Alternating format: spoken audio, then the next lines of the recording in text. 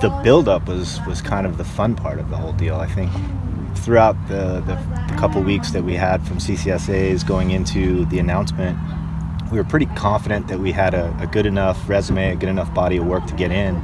Seeing the first couple drop without us being in that mix, I think it created a little chaos, a little worry, but at the same time, with a lot of confidence, we knew that we had probably done enough, and so super exciting to be able to represent the East. This year versus last year, I've said it a couple times throughout the year, it's been a little bit more with the attention to detail and the focus on this is the expectation that we created for ourselves this year.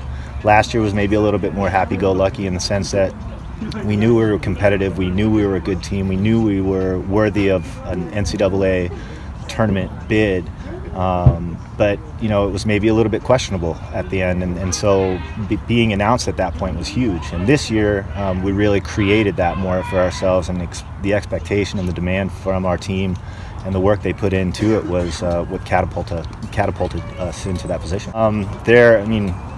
A super dynamic, well-coached team, super beachy, and I think we were 3-2 when they were here, down, but I think the matchup is favorable. I think we have a good opportunity if we give them our best effort that we can maybe make that a 3-2 in the other direction.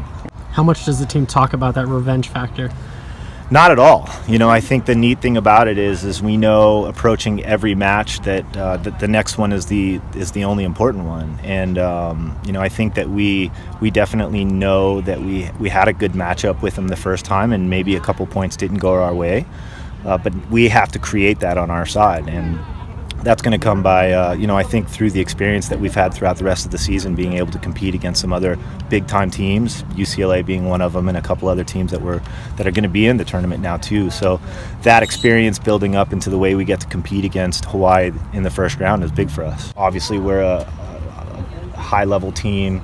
We competed at a high level for the last couple years. We've grown quickly, obviously with the exposure that the University of South Carolina has across the country as a university and an institution is big time.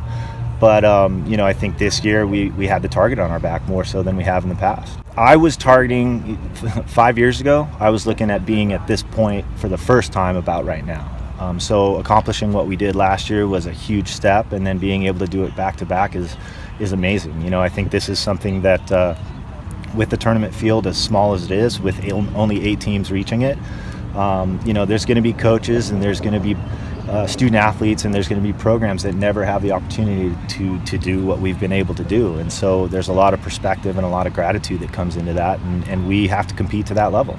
We know what it takes to get there, and we know what it takes to win, so we're really ready this year. How much of a revenge factor is it playing a team that you know and that beat you before? I think it's a big factor to it, especially because we were so close last time that they were here, and so knowing that we can beat them is really awesome, and I think that we're going to study film a lot and see what we can do better for this next time, and the stage is set, so I think we're ready to attack. Last time we played them, it was a really close match. We lost 3-2, and even the ones that we did lose, they were just by a couple points. So I think now, since we've had experience playing them, more experience in the season, and we've switched up a thing or two with our own team, so just like with scouting, and I think we have a good shot this time.